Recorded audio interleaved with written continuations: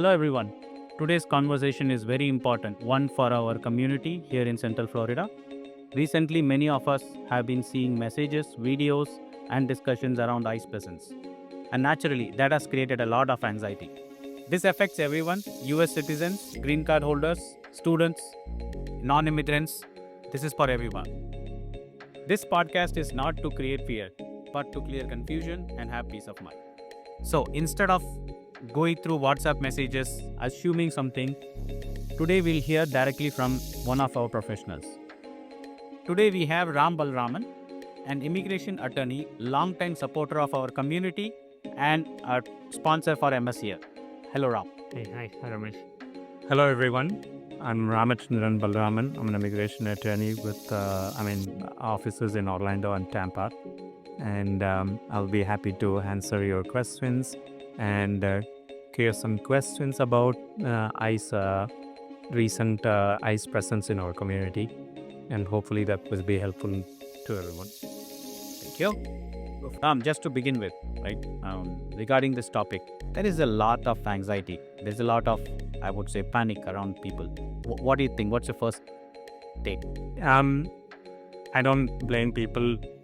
There is an anxiety, which I understand, because we see all the time on the news, and even in Orlando, we know the Central Florida, there are some, ICE presence have, there's a lot of ICE presence in the past 2 weeks. So it's better for people to know what their rights, what they should be prepared in case if they encounter immigration officer or agent, CBP or ICE. So hopefully this Q&A will help them. Thank you. Speaking about that, Ram, ICE presence, what does it mean in terms of raids and arrests or detention? What does it mean actually? So what we see right now is that the enforcement, you see immigration officers stopping immigrants or anybody, even US citizen, and they ask for documentation. This is one possibility. Then the immigration ICE officer coming to your home, knocking your door and asking questions. So it can end up depending on your status. If you don't have status, you don't have documentation, people can get detained. That's what they are trying to look for, people who doesn't have valid status. Now, if you have a valid status, how do you react? What do you produce? What documentation you show the officer to make sure you are safe? Sometimes if you don't have documentation, they can detain you until you provide valid documentation for them to verify.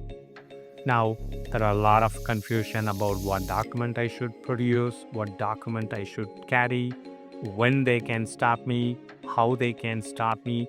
There are a lot of confusion or a lot of questions among, our community members.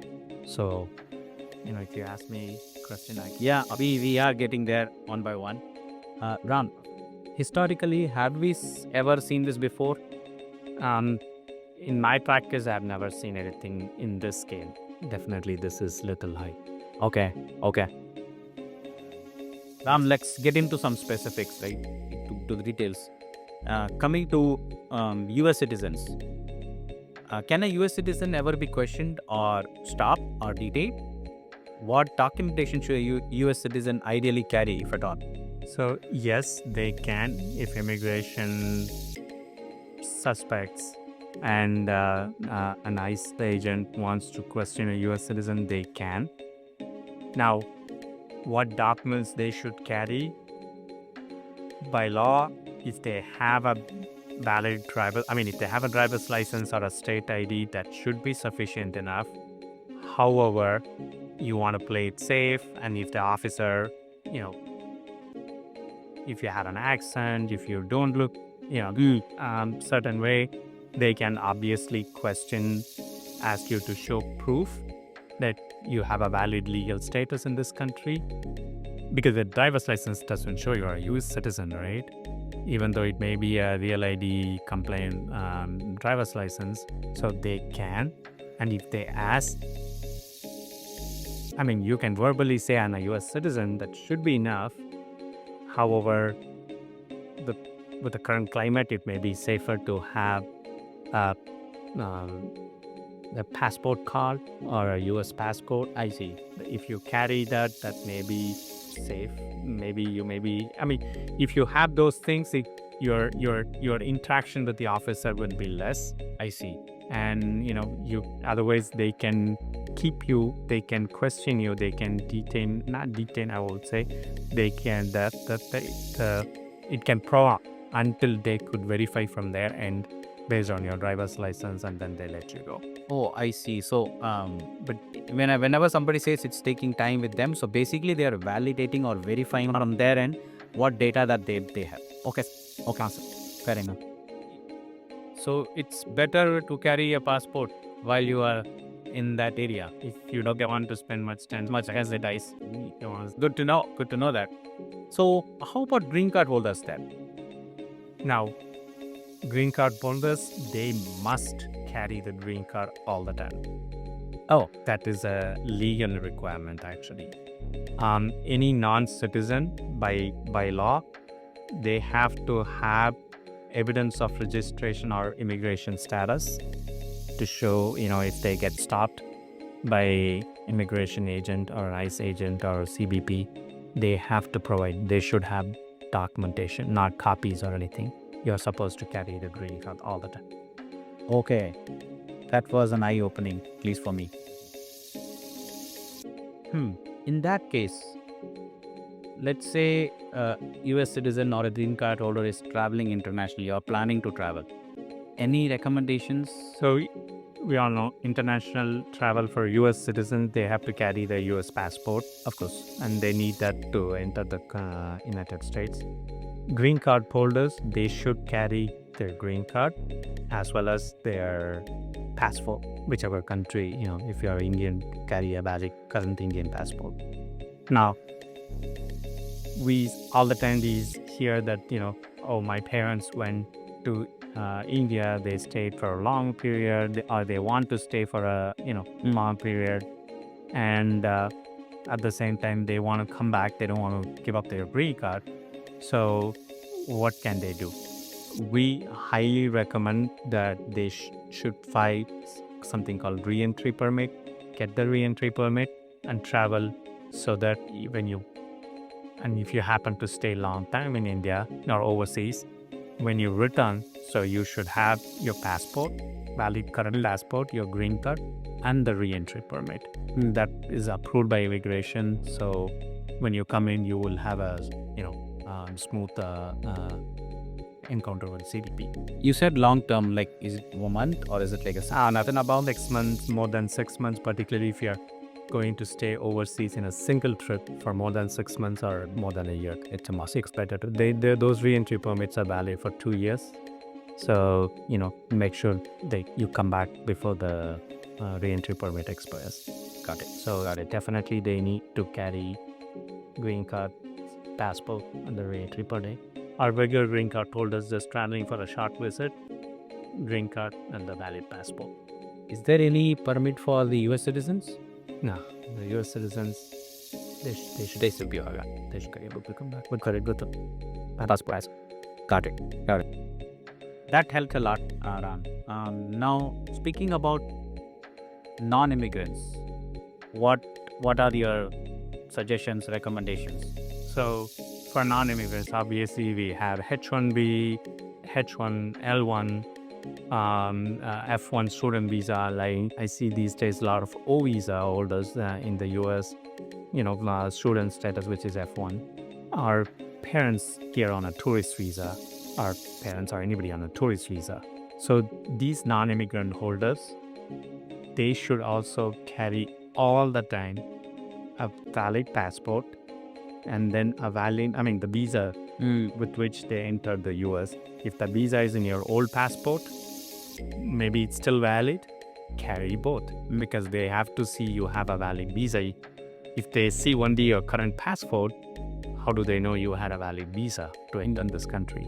So make sure you have your US visa with which they enter and the I-94. Just go online, just to be safe, print that in it, or even though it's online now. So if you have access, the officer should also have access to it. But safe, just print it's one paper.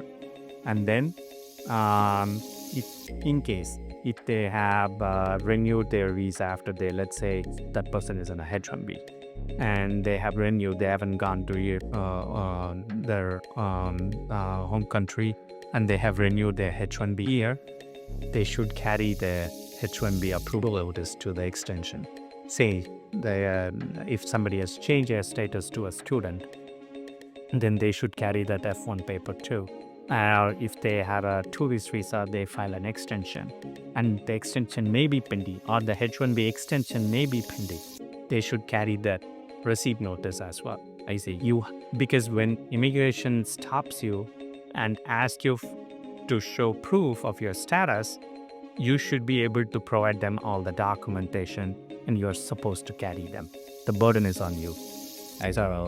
So it's better to have those documents you carry all the time. Definitely. I want to just make it very clear, right? And what I'm hearing from you is that it's not a copy. We need to carry the original document with us. Like when I say original, of course, the original passport. If it is your older passport, that means an older passport which has a visa, the original older passport. That's the original. Yes, you are supposed to. I know practically it's kind of like scary, but in my opinion, rather than getting, detained by immigration until they verify your status and everything, it's safer to carry. If, it can have some legal implications if you don't carry by law. I see. Okay. Good to know. Thank you. So Ram, just I'm trying to process all this, right? And then this comes to my mind, like, what does this detention mean actually? Like, to what extent can be detained? So detained. Now, if let's say let's take an example. You're going in a car, you got stopped by a cop or ICE officer, or cop stops you and then call the ICE officer, or the ICE stops you, ICE agent, Immigration Customs Enforcement. I think I never told what this ICE means. And then they ask you for papers, and let's say you don't have the papers. They're gonna keep you there. That's detaining you there until they verify from their end. For some reason, let's say, I'm just giving you an example, somebody gets detained and they found out, that there is a hit on that person, which means like they had a criminal case. Then, or they have a status, let's say they're out of status, anything like that, then they can detain you. Okay, then they can take you to a detention center to process you. Now, then question arises, how long they can detain you? Is it a valid detention? Whether are you really inadmissible? Are you a mandatory detainee? Those things goes to a different. It's case by case. I would exactly that needs we have to that mostly case by case basis, and it depends on what type of inadmissibility. There are criminal inadmissibility, there are fraud inadmissibility.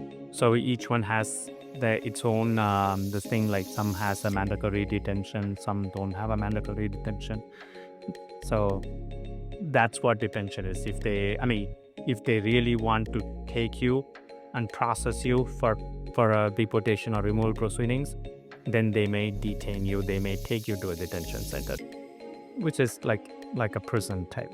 But they don't call it as a prison. They process. Orlando has a small holding cell, and they process people on that one, and then if they decide to detain during the deportation, then they'll probably transfer you to a different detention centers. Okay, so it depends. That's where I'm trying to see what documents you carry, so that you have less time to spend with the ICE officer. And makes sense. We spoke a lot about detention. We spoke about stopping somewhere while going. Now, what if NICE knocks at the door? So now, if ICE is knocking at your door, you don't need to open the door. You can ask the ICE officer to show you a warrant. You can ask them to slide it under your door, or maybe they can hold it on your window and see if you can, read it, and you can read it, and then look for a judicial warrant. They need to have a valid search or detention, arrest warrant signed by a judge. They do have some administrative warrants, which is not valid. They cannot use them to enter the door, or you don't need to open the door. So you can refuse to open, and unless you see a judicial warrant. If you see a judicial warrant, yes, they are allowed to, do the search or arrest. So if it is not, do not open. And now you can tell them, you do not consent for any search, you do not consent for arrest, and you can tell them you want to, now this is I'm talking about in case they forcibly enter your okay. If they do that, tell them very loud and clear, saying that, hey, I do not consent for the search and arrest, and I want to remain silent, and I do want an attorney. I want to speak to an attorney as soon as possible. So you do have these rights. You can, make sure you verbally tell them. Now, if possible, you can record it, take it to, your phone or something, record it, but make sure you're being careful if the officer asks you to stop. You do not want to agitate or make Kelsey or feel that you are being aggressive or anything. Just remain calm and, do it in the right way. If the officer asks you to put down the phone, just put it down. You don't want to, your real fight is in the court, not at the ICE agent. Got it. Okay. Got it. That's where then you can always get an attorney and fight your case. Okay. So thanks a lot, Ram. That was really eye-opening. Now, what reasons an ICE can actually stop us? So, actually, this happened to one of my clients. He was driving, and a state trooper stopped him for speeding. And then the state trooper told him about the speeding. My client thinks he was not speeding, but we don't know. So they took his driver's license, and as the state trooper went to his car for driver's license, from the passenger side, an ICE agent came out. And then he asked for his immigration documentation. My client was very calm, and he's very polite to the officer, and then he answered all those questions. Luckily, he had his US passport card with him, so he was able to show. My client felt that the officer was a little sarcastic. But nevertheless, he was able to get out of the situation. He was let go, and so these are the possibilities.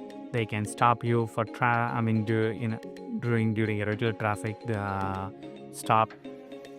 They can stop if an ICE agent can stop, and as per your documents, if they had a reasonable suspicion that you are not a U.S. citizen, you're not you're an immigrant, they want to check on you. They can do now by looking at you. I see. Or they are looking for somebody else, and you're traveling with someone else, or you're traveling in somebody else's car, and that car plate shows someone else, and then they want to check on that person. So for that reason also, they can stop your car, and if you happen to be in that car, they can ask for your status too. I see. So these are all the possibilities I can think of. Okay. When they can get stopped. There's a lot of stuff that is being shared in social medias and WhatsApp or many other social tools like X. How do we trust all of them? Like, what should we follow? Good question. I would always go for professional help if there is any issue you see, or it's just like you can Google if you have a headache, or you can go to a doctor and get a proper advice. Same thing, I would go to a professional and ask for advice. That's what I would rely on. I would not rely on definitely WhatsApp messages. So in this current situation, what one should not be doing? So I'm assuming you're asking if there is an immigration check or something. Okay. Definitely do not lie to an officer. Do not provide any false or fabricated documents. So if you are not sure, do not answer the question. You have right to remain silent. And I would say if you need help, definitely go and get help from a professional, like an immigration attorney, rather than trying to figure out by yourself, particularly if you are in a serious issue like, oh, I don't know whether I lost my status. Should I, if I receive the notice from immigration, particularly we call it as notice to appear, this is for deportation proceedings. I have seen cases where when people try for H1 transfer, I had one of those cases where the transfer was denied and it was issued a notice to appear. But he still have a valid status. He's still employed with the current H1B employer. I don't know why the notice to appear was issued. So, but then you're able to do the other transfers and everything is fine. But when you get that situation, you definitely need a professional help. So those are all the things, I would say be careful with. Just as are we allowed to call during this, call an attorney during this situation? Or should we just go To call attorney anytime. anytime? If you are asking about when the ICE is with you or exactly at the situation, possibly you have to ask them. Make sure, because if they are detained, so now there are two types of detention, right? If a cop detains you, okay, for some other purpose, if it is an arrest by a local police, then you do have a right to call your attorney. Okay, of course they will do their formally and then they are led to split this. Now, if and you have a right to even get a public defender or something, they will provide you an attorney in a criminal case. Now, on an immigration case, they don't provide you free legal services. However, they will let you ultimately speak to a family member. So what you should do is make sure somebody in your family or friends, somebody you really rely on, give them all the documentation. Okay, let them have all your immigration documentation in case, if let's say I'm by myself and I don't have family, I'm not married, or I don't have a family member and parents or nobody there, and I'm here working on a H1B, and then I get detained even for wrong reason, maybe immigration don't know their status. I get detained. Where do I go? So make sure you have that particular friend or family. So ultimately, after the detention, once they are done with their formalities, they will, give you a chance, to speak to somebody. So you might have to call that person and let them know, hey, these are all my documents, where it is, get an attorney and help me. Now I will tell you this, they give you a 9-digit number, it's called a number. Make sure you will know the immigration will give you that number. So make sure they relay that to that person, because that's the number with which we track the detainees. I see. And that's the number we use to file bond hearings with the judge. We try to file our representation with immigration as well as with the immigration court. So yeah, that number is very vital. Every immigrant will have that number, the 9-digit number. So which is the A number, or I think now some places I see USCIS number. I see. Okay. So that's important. So as an example, are you referring to the A number in I-485 form? Correct. All right. They either assign you at the I-140 stage, or they assign you, let's say, I've seen sometimes they don't assign.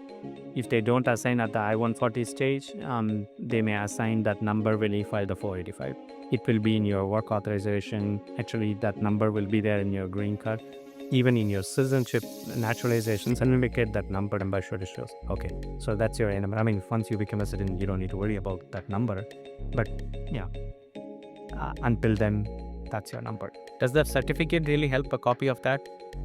It's also not that. Okay. Definitely that proves your citizenship. You can, but that document is, you don't want to lose that document. Yeah, so at least I got a the passport.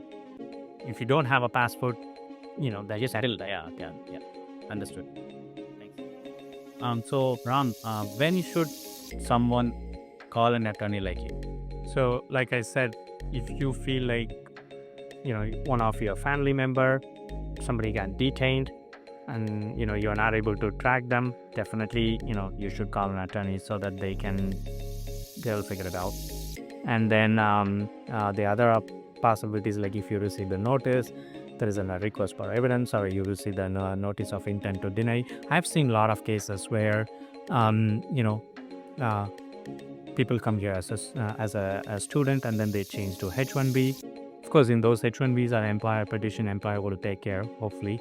But if you have any other family member on a H-4 or something, and they always sees there is some RFE or NOID, or people changing from H-4 to F1, there may be age outside, or even people come on a student on a regular tourist visa, and then they want to go to school now, and they want to change to F1.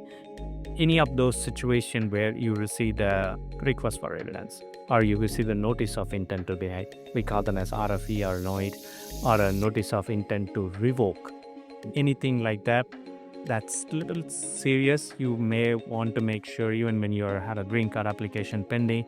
With Indians, I've seen a lot of RFEs on birth certificates, all those things. You definitely make sure you want to get a legal advice, particularly at this time. You don't want anything going, because nowadays what they do is, if they deny, these officers do have the authority to issue a notice to appear, to put you in a deportation proceedings. So you want to avoid that. So make sure you have a proper legal representation to address those situations, and take care before it gets into a serious issue. Understood. Finally, Ram, what is the one message that you wanted to tell everyone who is watching to reduce their anxiety? So particularly with the community, with our community, I would say, make sure if you have all those documents, make sure go over your documentation. Particularly if you're on a H-1B or any kind of non-immigrant visa, make sure you have all your documents lined up, at least have access to it. If you're not carrying it daily, practically it may not be possible for many. They won't carry every time, but try to at least have access to it on your phone digitally or something. I even recommend, like when my parents was visiting here, when they go for walking, I tell them to carry those. Starting if you're going to a store or something, carry them. It's better to, have proof rather than not having. And you don't want to be in the constant fear, what happens somebody starts. So that one I would definitely highly recommend people to have those things. And also watch out, what you say in public forum. You don't want to invite any issues. Yeah, makes sense. Thank you, Ram. This was really an eye-opener for all of us who are watching or who's going to watch. For everyone who is listening, who's going to watch this video, please stay calm, stay informed, and don't panic.